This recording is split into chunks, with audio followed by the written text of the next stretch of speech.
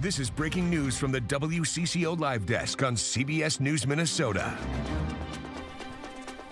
Good morning, I'm Maria Lizignoli. It's 10 o'clock live in the WCCO newsroom. I'm here at the Live Desk each weekday morning at this time with live updates and breaking news. And breaking news this morning, the mother who pleaded guilty to manslaughter in the death of her 9-year-old daughter will now spend more than 3 years in prison. 36-year-old Rachel Madro of Hopkins admitted she and her child's father neglected to get their daughter Amy medical care when she had an asthma attack. She was at a sleepover at the time when it happened, and another parent offered to take their daughter to the hospital, but court documents state Amy's mother and father refused, despite her asking for medical help. They offered the girl nothing more than a steam bath and called 911 after she stopped breathing and turned blue. Madro pleaded guilty to second-degree manslaughter and was sentenced to 3 years and 5 months in prison. She was also given a lifetime ban on firearms, ammo, or explosives. Amy's father, Anthony, is set to have his jury trial on January 27th. We have a tragic update this morning. Officials in Beijing are reporting a new death toll for a severe earthquake in Tibet. Authorities now say they know at least 126 people have been killed, 188 injured, and many still trapped in the rubble. About 1,500 fire and rescue workers were deployed to search for people after more than 1,000 homes were damaged. According to U.S. geological experts, the earthquake measured a magnitude 7.1 and was relatively shallow at a depth of about 6 miles. Now, China recorded the magnitude as 6.8. We know the epicenter was about 50 miles northeast of Mount Everest and just about 140 miles away from Nepal's capital. Experts say there have been 10 earthquakes of similar magnitude over the past century in that same area. We'll keep you updated as we learn more. An update now on the breaking news this morning. 2 bodies were found in a JetBlue plane shortly after it landed at Fort Lauderdale Hollywood International Airport in Florida overnight. We now know the flight path of this plane. Now, according to CBS Miami, JetBlue issued a statement saying that 2 people were found dead in an aircraft landing gear. The bodies were reportedly discovered during a routine inspection after the plane landed. The plane began its day in Kingston, Jamaica. It then flew to JFK in New York, then to Salt Lake City, Utah, then back to JFK before ending up in Fort Lauderdale. Now, we're still working to bring you more information, and we'll pass it along as soon as we can. Happening right now, an event focusing on the state of children's mental health in Minnesota. For the last 2 hours, state and university leaders have been discussing this issue at the College of Education and Human Development's policy breakfast at the U of M. So the goal is to identify ways to close opportunity gaps in the state and then present that research so it can help inform Minnesota's legislative policies. The outcome of today's event will be released in early October through the Department of Human Services. All right, I want to show you a live look now in at the Carter Center in Atlanta. His departure ceremony is currently underway. As you can see, his body is leaving the Carter Center right now in that casket. Today, his body will be transported to Washington, D.C., where he will lie in state at the U.S. Capitol.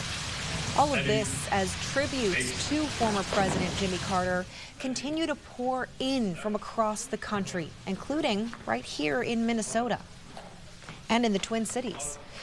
The group Habitat for Humanity will be holding a special memorial event where the public is invited to write messages of gratitude on doors. Today, Twin Cities Habitat will collect these tributes and then raise walls with the doors in them. And this will symbolize the many doors of opportunity that President Carter helped make. You can come pay your tributes to Carter at the Habitat Restore Outlet in New Brighton from 11 until 2 p.m. today. This event runs through Thursday. Right now, WCCO's Barrett Leone is heading to New Brighton and will bring you a live report at noon.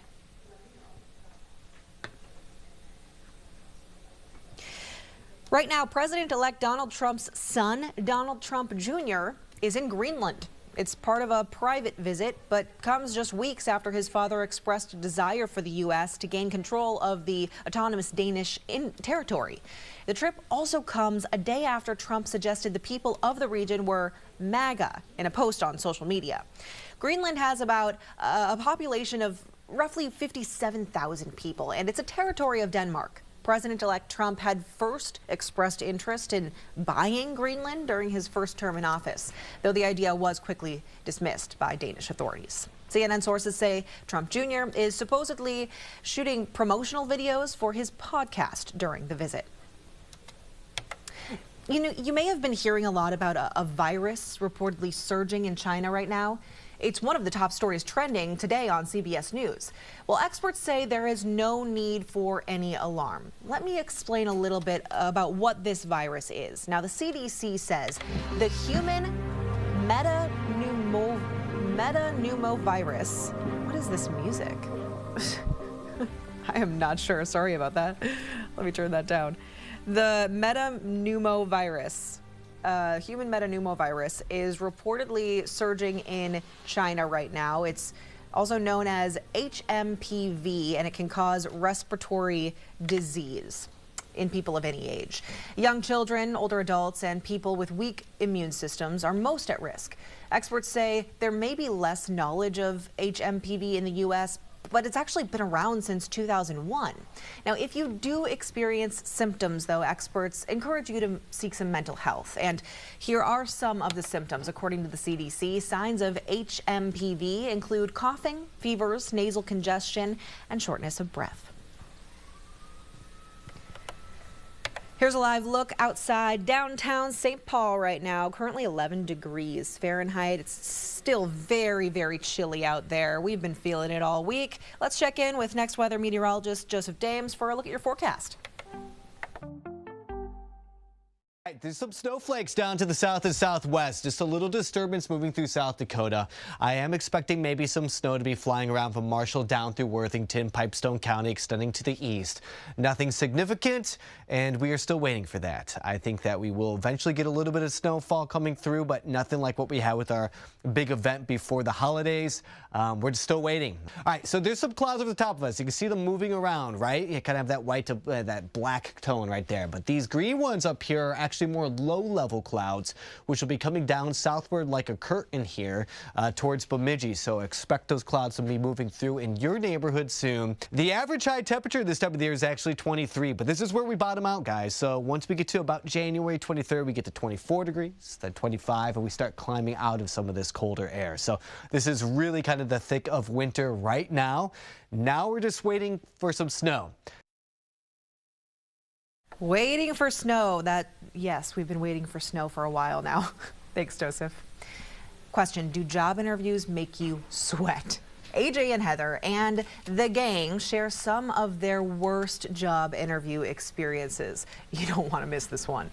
But first, some U of M athletes who created a viral internet sensation are headed back to a huge competition. Marielle Mose tells us what makes this year's team so special in this week's Women in Sports.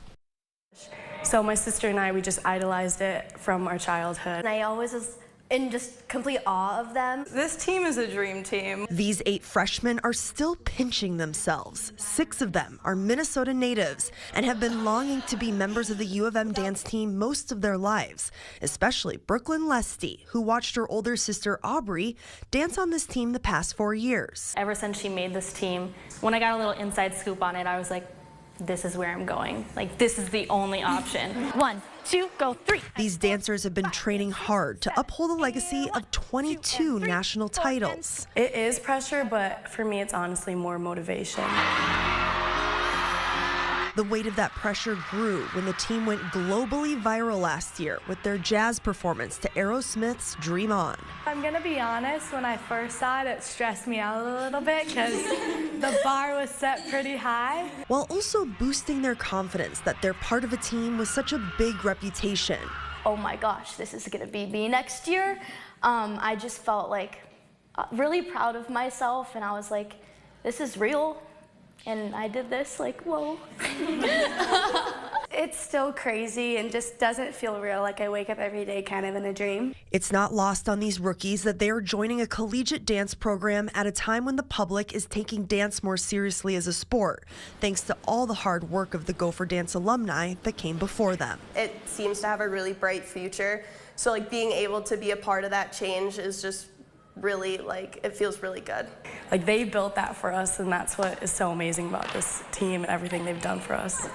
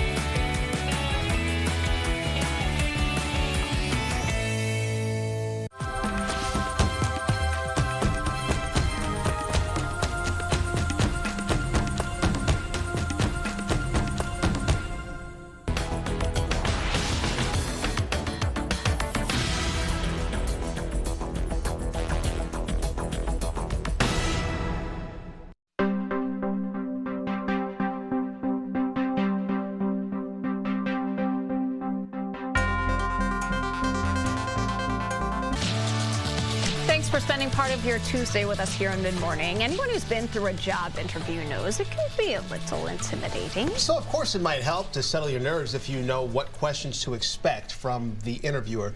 Have you guys ever gone into an interview before and you thought, ooh, I nailed this interview, or you thought the opposite? I totally botched that interview. There's no way that I'm getting this job. That second one has happened to me, and I did not get the job. Oh, and I totally botched the interview. What was it? Was it the questions that threw you off? What was it? It was a question, and it was a question that actually here is part of the study here, okay. And it was one of those questions of sort of like testing my knowledge a little bit about what this organization did, and I probably didn't answer it as well as I should have. I definitely didn't, because you didn't get the job. No, and did not go well. Did not go well. You two, have you either botched an interview or thought, I know I nailed this interview? Yes, there was one where I know that I had asked ahead of time a friend. I was like, wait, how should I answer this? And they told me to answer it, well, if they ask you this question, just say you're just hitting your stride. But they don't want someone just hitting their stride. They already want you to be in your stride. Yeah, you cover the door. Right. Yeah. So, yeah. Joseph? That's good. Together. Have you ever bombed an interview? I didn't bomb because I got the job. I didn't feel confident leaving the interview, and it was actually my first job in broadcasting. It was, to get a job in Colorado, and I got grilled over news questions and political questions. I'm going in for like a weather job, and I'm ready for that, and they're like grilling me with all these news questions too, and I'm like, ooh, I wasn't prepared for the news portion of it. I should have been, but I got it. So. Do you remember when I grilled you during my interviewing of you and asked you, what are your biggest weaknesses? How have you handled a problem? You did nothing of the sort. Yes. How well do you get along with everybody else? I told her I got along with no one. What do you want to improve about yourself? Nothing. All of these questions. Oh, yeah, that's how you answered it. I said nothing. There's nothing to improve on. And I said, you're hired, and I have No ability to do that. Not You're even like, I'm in my remotely close. stride. I'm in my stride. Just in my stride. You were in your stride. I was in my stride. Yeah. Well, you were just hitting your stride. Just hitting. Yeah. I was just hitting my stride. But I think we've all had those interviews where, like you said, like we feel like I nailed it. Like you feel good about it. But the ones you talked about before, you're like, ooh, I'm punting on this one. Yeah. It's times when, for example, you're not prepared for when they ask about what's your future. Where do you see yourself in 5 years? If you can't have a concrete answer about that, that could be not very good. How do you handle pressure? Ooh. What's a pressure situation that you've been in before? Good thing I'm not doing any interviews. Personal dynamics. How well do you work with others? Do you work well in a team setting? I don't think so. Just kidding. Just kidding. What's a big mistake that you made, and how have you overcome it? How did you overcome that mistake? Oh, you know what? My biggest mistake is I just work too hard. I work too hard. All the time. Yeah. Isn't that what you're supposed to answer when you're supposed to say like a negative about yourself? I suppose so, but then I'm sure the company's like, yeah, we've heard this answer before. That's not a real answer. 16% apparently of companies, at least in this survey, they probe for the proudest achievements. What's your proudest achievement? When I fell in the swamp searching for mosquitoes. See, I thought it was I thought it was the bike ride when we went to the links in when I didn't fall off the bike and almost fell off the bike when we went mountain biking in the Cuyuna. 22% want to hear about your failures. They want to hear about your mistakes. And then 10% directly inquire about how you handle the future. Yeah. You know what you could talk about? The roundabout. See again. Like, wow. You just had to. How did you handle it? With grace. You called in. Well, actually, if we're being honest, you weren't in the car, so it was not handled with grace. I was the only person in the car, and it's a good thing I was the only person in the car, and there were no mics in said car, too. Oh, that's so funny. Yeah. Okay, so this time of year, we try to get as much daylight as possible. There's new research, though, that shows men spend more time in bright light than women. This... There are often times where we do studies, where we talk about studies here. I'm like, yeah, that's obvious. Like, I knew that. This, I did not know. This was surprising. I did not know this. Really surprised to hear that. Men spend 52% more time in bright light compared to women. Okay, so what that would mean is that for every 60 minutes a man spends in bright light, a woman spends 40 minutes. And this spans kids to across adult ages. Women, across classes, across races. Like that's a significant difference. So when does it start? In childhood. In childhood? Yeah. I mean, I think, you could think of some reasons about why that might be. Like why boys... Some of it could be cultural, I guess. If they have more of an expectation for where women should be, maybe they end up spending more time inside or doing things indoors. Men may have jobs that take them outside more, their jobs and careers. Exactly. I was going to say, I'm thinking, for example, if you work in landscape, man or woman, you're going to spend more time outside. Right. But if it's male-dominated field, you're going to see more men outside compared to women. So I can understand what you're talking about. Like, when you talk about certain jobs that are outside more often than not, then I get that. And think about when you were little. When you were a little kid, maybe you're a boy and you went outside you're more. Driving me wild. Just get go outside right now. But meet your other friends out there. Think about that, though. Think about the differences between boys and girls, right? Typically, stereotypically, boys may spend time outside playing with their trucks and whatnot. Where are girls? Girls are inside playing with their Barbie dolls or playing with the dollhouse. So those misnomers sometimes, that plays into this too, doesn't it? I think so too. And I also think that what Shayla said is right on the mark, is a lot of times when you are splitting your household duties, let's say, many times the gender roles are men have the chores that are outside. Go mow the lawn. Mow the lawn, rake the leaves, do the snow blowing, and women tend to, the roles that women take on tend to be more inside. But think about it, like light is important to what we need to be healthy, and if there's that much of a discrepancy, that could explain a lot of things. Well, especially in a state like Minnesota. Yeah. When you think about how much sun we get and how, think about the lake effect snow sometimes we get here. You see a lot of clouds. You need that sunshine. That's important. It goes a really long way. Yeah. And you need to get outside. Yeah. It's important.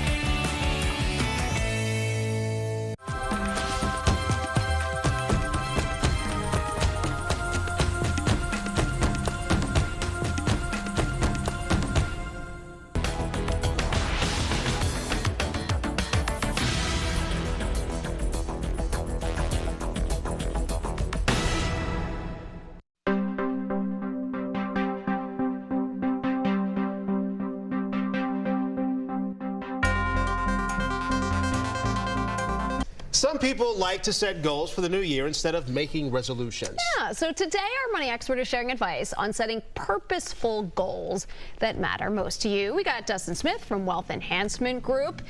Are you in the anti-resolution crowd? Are you in the pro-goal crowd? You know, I'm pro. You know, I always say, even if you only achieve 75% of that New Year's resolution, you're still better than doing nothing. So. Let's talk about goals, because I actually think this is a good idea. Yeah. When you talk about goals, Dustin, and I think it's something that you can do in your line of work, because you're talking hard numbers. Are you talking about, like, clear goals mean I am setting aside 7% for my 401k? Like, what are we talking about when we say clear goals? Yeah, sure. So when you talk very specific, right, that's kind of the funnel to get us there, right? I mean, that's the end answer. But so I would say kind of think about it from a top-down perspective. So first and foremost, you want to think about, you know, what are your personal values? What's really important to you? So when you're making your list of all these goals, right, try to prioritize those goals based upon your values. So, for example, let's say one of your values is spending quality time with your family, and you're living in an apartment right now, and you go, you know what, I would really love to one day own a home, right? So owning a home is that goal based upon your values. Make sense? Yeah. Yep. And then you want to get very specific with that. So if you go, gosh, we really want to buy a home. Well, when? And how much is that home? And what is that down payment going to be? Because you might then determine, okay, I really want to buy a home, let's say in the next 3 years, and I'm going to need a $24,000 down payment. So my now specific goal is I want to be able to save $24,000 in 3 years. And then you can whittle that down to per month or paycheck, however you want to do it. That's how you get more specific with your goals. I like that, the specific goals, because anyone can just write anything down, but having specific goals, and it sounds like that's how you take it step by step in order to make that actually turn into fruition. Yeah. So once you then have that kind of overarching plan, then you can get, as I said, very specific. So how much a month or a week do you need to save? And then you can really go, like, do I even have that much, right? Because you might go, wow, I need to save XYZ amount of every month, but I'm only bringing in this much. Does that mean you need to pick up a part-time gig? Or does that mean that you need to reduce your spending elsewhere? So being specific helps you make real clear decisions to actually achieve that goal. Otherwise, you know, you're just kind of shooting in the dark, and 3 years will go by and you'll kind of say, well, I don't know what happened. Well, let's be real for a second too, because life happens and things happen in our life. We got to be able to make those adjustments. You're totally right, AJ, right? So even though you might say, gosh, I'm going to save, you know, $1,800, whoever the monthly amount is, every so often, you know, something happens, right? Your car breaks down, your water heater breaks, whatever it is. And so you need to adjust, but you also just need to realize that just happens. So you might not hit that 3-year goal, you know, try as hard as you can, as I was talking about earlier, to get there specifically, but, you know, give yourself a little bit of grace, because you need to keep moving forward no matter what. Okay. I mean, I'm not doing a commercial for you, Dustin, even though I do appreciate your knowledge, but this is exactly what financial planners do. You think, okay, I want to retire at this, I don't want to work for the rest of my life. I want to retire at this time. That needs this much money per month, right? That's exactly what Dustin is. Hey, Dustin, thanks. We appreciate you as always, bud. Yeah, thanks for having me.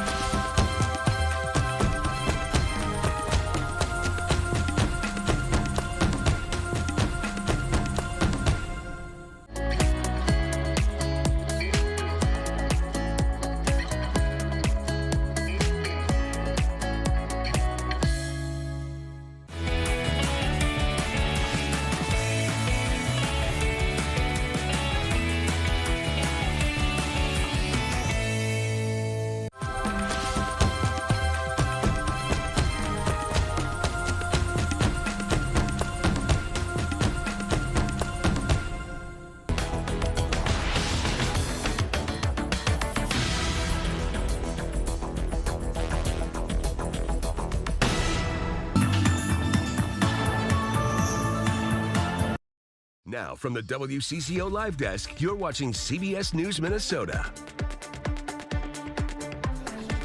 Hey, good morning. I'm Maria Lizignoli. It's 10:30 live in the WCCO newsroom. I'll be with you each weekday morning at this time with live updates and breaking news.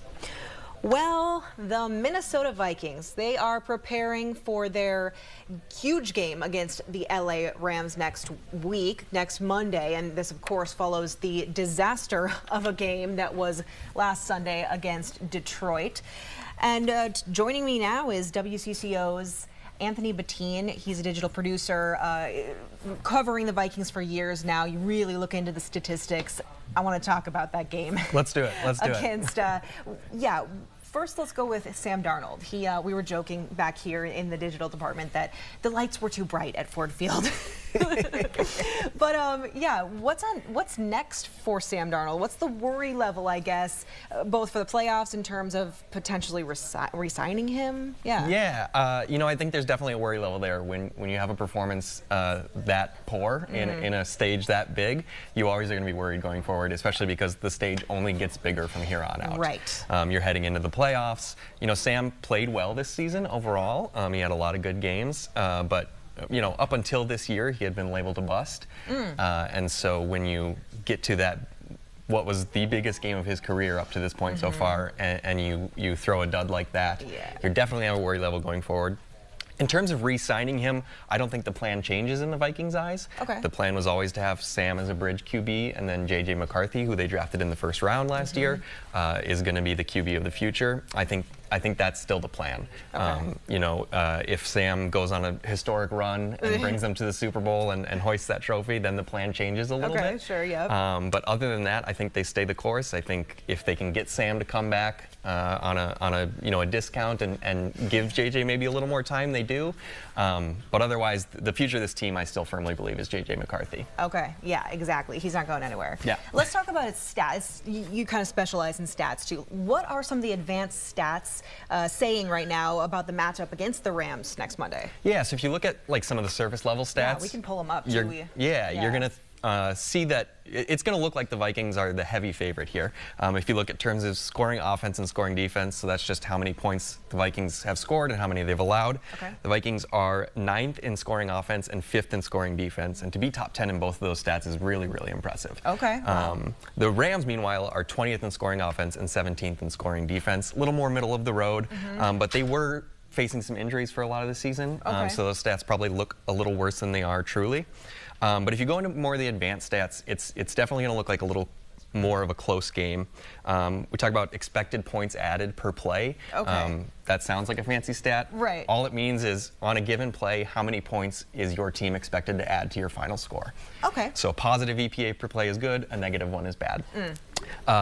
The Vikings are 12th on offense and 2nd on defense in EPA per play. Again, both impressive stats. The Rams, meanwhile, are 13th on offense and 25th on defense. So their offense looks a little more impressive, their defense looks a little less impressive. And then success rate, which is it's kind of like EPA per play, but it just measures how you can stay on schedule, how good your offense or defense is at staying on schedule. And in terms of that, the Vikings are again 11th on offense, 4th on defense. So again, close to top 10 in both stats. Rams are 6th on offense, which means they have no problem moving the ball. Yeah. So that's going to be a test for the Vikings defense, especially because they play a similar style of offense to the Detroit Lions, who we just saw carve up the Minnesota Vikings. So. But we for the most part held our own, especially in the first half of the game. Yet last Sunday. So that gives me a little bit of hope for this next game. Absolutely. The defense did look good for a stretch there. They got in the end. But Brian Flores has been super impressive all year. That defensive unit has been super impressive all year. And they're definitely going to do some self-reflection after that Lions game. So hopefully they'll come with a better game plan. Looking ahead to the Rams, if the Vikings do beat the Rams, what does the path to the Super Bowl really look like after that? A potential maybe rematch with the Lions? Sure. Well, being the 5th seed, you're definitely going to be, you're most likely going to be playing at least one more road game, even if you beat the Rams. The interesting thing, though, is if the Vikings do upset the Rams on Monday, and the 2 and 3 seeds, who are the Philadelphia Eagles and the Tampa Bay Buccaneers, win their games, then you're headed right back to Detroit for a matchup with the Lions. Your third matchup against them this season, they're 2-0 against you. A pretty convincing 2-0 also, especially that last victory. Right. But you have to imagine if that matchup does happen, the Vikings are going to be ready for it this time. Yeah. Because you can't get embarrassed 3 times in a row against the same team. Oh my gosh, you hope not. Yeah. Oh my God. Okay, so we know that in the last year, a lot of coaches have been fired from their teams. We named a couple of them this morning. Yeah, I mean, Doug Peterson with the Jacksonville Jaguars is gone. The Patriots just fired Gerard Mayo. We just had Black Monday, which is the first Monday after the season, which is when people start getting cut. So. Yeah, and so, you know, how will the playoff performance affect maybe a potential extension for Kevin O'Connell? Because you were saying you don't think he's not going anywhere. No, certainly not. He's certainly not in danger of being fired. He's won 34 games in 3 years for the Vikings. That's an incredible statistic. The Wilfs, also the team owners, are usually pretty patient with coaches, and they're willing to spend money on coaches. Yeah. Coaches aren't limited by the salary cap. You can pay them whatever you want. Oh, I didn't know that. Yeah. Okay. So, I fully expect O'Connell is probably due for a contract extension. I believe his contract is up after next year. Okay. And you rarely see coaches' contracts run out. They typically get an extension before that time. So I fully expect the Wilfs to back up the truck for Kevin O'Connell this offseason, and GM Kwesi Adofo-Mensah also, actually. I know there's been trade talk out there. Right, yeah. It's I think a play by his agent. This is based on no inside information. Right. But a play by his agent to up those numbers in the offseason. I don't expect Kevin O'Connell to get traded. No, I really don't think so as well. But that's good to hear because he's a good coach. Yes, yeah, yes. I think if the Wilfs don't give him a contract extension this offseason, I think you're going to have a lot of unhappy fans. Yes, I think so too. Anything else, Anthony, you wanted to add? I don't think so. I think, you know, the one thing I will tell Vikings fans is we're never supposed to be here. This was supposed to be a rebuilding year. Nobody had any expectation that we would win 14 games. So just enjoy the ride, no matter what happens. If we lose in the playoffs, at least we were there, you know? Exactly. And even if you feel stressed out, like I definitely did on Sunday night. Oh my God, I was so stressed out. Yeah. But we're there, and it's fun. Yep. It's fun. Absolutely. Like we said, the Vikings take on the Rams next Monday in Los Angeles. That game's at 7:15, and we're excited for it. You've been outside today, yeah? Yeah. Yeah, it's freezing. Yeah. It is so cold out there. Oh my gosh, it's like 10 degrees. And I think it's going to continue for a little bit now for this week. Let's check in with next weather meteorologist Joseph Dames for a look at that forecast. Hey, good morning to everyone. Happy Tuesday, Maria. Good to see you. Why don't we just start off with a countdown to some of the things that are coming up. We'll start off with some of the holidays, and then I'll explain why I have a countdown going on right now. All right, so right around the corner, we have the Lunar New Year, we have Groundhog's Day, we have Valentine's Day, and this might be something you're looking forward to as we spring forward in 61 days as we break into the month of March. I'm showing you the countdown because we're still counting down how many days it takes for us to get snowfall again. We're just waiting and waiting. The last time we had measurable snowfall that was significant was before the holidays, about 2.5 weeks ago, all right? We're cold enough for it, obviously. We've had temperatures down below 0 into the single digits today. This afternoon, we'll see those highs in the upper teens, but it's quiet, so just you know, kind of a smooth start to the new year. Well, here we go. We have a couple opportunities for a little bit of snowfall. First one's going to be Thursday night.